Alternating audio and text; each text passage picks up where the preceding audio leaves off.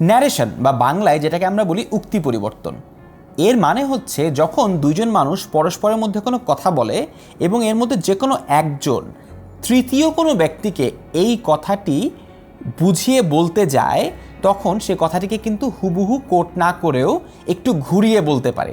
এই যে একটু ঘুরিয়ে নিজের ভাষায় ভেঙে বলা, সেটিকেই বলা হয় হচ্ছে ন্যারেশন। অর্থাৎ একজন মানুষ অন্য একজন মানুষের কথা যখন কাউকে বুঝিয়ে বলতে চায়, সে চাইলে দুইভাবে বলতে পারে। প্রথমত, সে চাইলে পুরো বাক্যটিকে কোটেশনের মাধ্যমে বা ইনভার্টেড কমার মাধ্যমে হুবহু বলতে পারে। যেমন সে ওর ফ্রেন্ডকে বলছে যে এই ছেলেটি ওকে বলেছিল যে আমি তোমাকে কালকে কল করব, সে সিম্পলি বলতে পারে যে হি সেড দ্যাট ইনভার্টেড কমার মধ্যে I will call you tomorrow. অথবা সে এইখানটাতে যে কাজটি করছে সেটিও কিন্তু করতে পারে। সেটি কীরকম? He said that he would call me the next day. এইখানটাতে সে ইনভার্টেড কমা ব্যবহার না করে, ওই ছেলেটাকে কোট না করে যে কাজটি করলো তা হচ্ছে পুরো বাক্যটিকে সে ভেঙে বলল, নিজের ভাষায় ভেঙে বলল। He said that he would call me the next day. এইভাবে করে নিজের ভাষায় ভেঙে বলাটাকেই বলা হয় হচ্ছে ন্যারেশন। এখন এই ন্যারেশন বুঝতে গেলে আমাদের কতগুলি টার্মের সাথে পরিচিত হবে। প্রথম যে দুটি টার্মের সাথে পরিচিত হতে হবে তা হচ্ছে ডিরেক্ট স্পিচ আর ইনডিরেক্ট স্পিচ।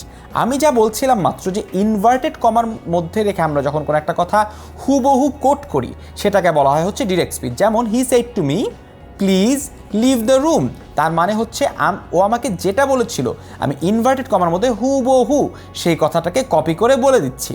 আবার ইনডিরেক্ট স্পিচ হচ্ছে এই কথাটিকে আমি হুবহু কপি না করে নিজের ভাষায় ভেঙে বললাম। যেমন he requested me to leave the room, এইখানটাতে আবার আমি কোটেশন ব্যবহার না করে, ইনভার্টেড কমা ব্যবহার না করে নিজের ভাষায় জিনিসটিকে ভেঙে বললাম।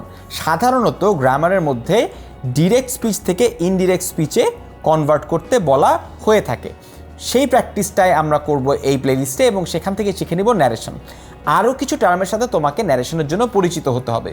প্রথমে যে জিনিসটি চিনতে হবে তা হচ্ছে তোমার রিপোর্টিং ভার্ব। রিপোর্টিং ভার্ব হচ্ছে ইনভার্টেড কমার বাইরে এই যে রিপোর্ট করবার জন্য যে ভার্বটি থাকে সেটি হচ্ছে আমাদের রিপোর্টিং ভার্ব। এই বাক্যটিতে এই যে সেইড কথাটি রয়েছে সেটি হচ্ছে তোমার রিপোর্টিং ভার্ব।